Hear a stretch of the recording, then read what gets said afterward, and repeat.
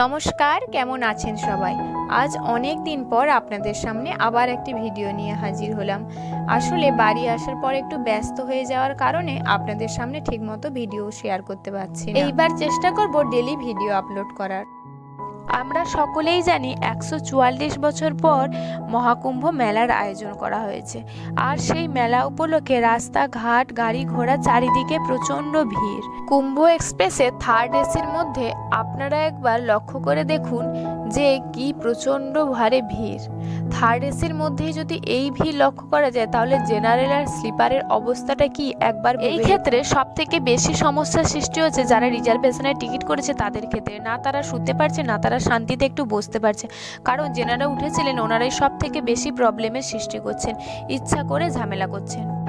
আগেও আমি যাতায়াত করেছি, বেনারস থেকে পাটনা পর্যন্ত সত্যি ভিড় হয়, কিন্তু এতটা ভিড় হয় না। এইবারে যে প্রচণ্ড হারে ভিড় ছিল। আর ভিড় তো সব থেকে বড় কথা কি জানেন, এই লোকগুলো প্রচণ্ড পরিমাণে ঝামেলার সৃষ্টি করছে। পুরো গেট থেকে ঘিরে পুরোটা নিয়ে বসে আছে। এতে হয়তো ওনাদের খুব একটা সমস্যা হচ্ছে না, কিন্তু যারা রিজার্ভেশনের টিকিট কেটে রেখেছে 3 মাস আগে থেকে তাদের ক্ষেত্রে খুব সমস্যার সৃষ্টি হচ্ছে। কুম্ভ মেলা উপলক্ষে মানুষজনের ভিড় রাস্তায় বাড়লেও কি হয়েছে, ট্রেনের পরিমাণ তো বাড়েনি।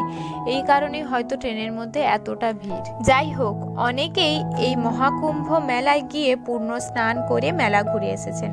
আমি তো এই মহাকুম্ভ মেলা যেতে পারিনি, তবে এই মহাকুম্ভ মেলা উপলক্ষে যে ভিড় তা আমার এইবারের ট্রেন জার্নি মনে রাখার মতো ছিল। তবে অনেকেই ওই মেলার অভিজ্ঞতা কিন্তু শোনালেন, বেশ ভালো লাগলো ওনাদের কাছ থেকে কাহিনী শুনে মেলার। আপনারা কারা এই মেলা থেকে ঘুরে এসেছেন অবশ্যই কমেন্ট করে জানাবেন। আজ এখানেই ভিডিওটি শেষ করলাম, ফিরে আসবো নতুন কোনো ভিডিও নিয়ে। ততক্ষণ আপনারা সকলেই ভালো থাকবেন, সুস্থ থাকবেন, সাবধানে থাকবেন। ভিডিওটি ভালো লাগলে like, comment, share and subscribe করে পাশে থাকবেন। আপনি যদি ভিডিওটি ফেসবুক পেজ থেকে দেখে থাকেন তাহলে অবশ্যই পেজটি ফলো করে পাশে থাকবেন। সম্পূর্ণ ভিডিওটি দেখার জন্য আপনাদের সকলকে জানাই অসংখ্য ধন্যবাদ।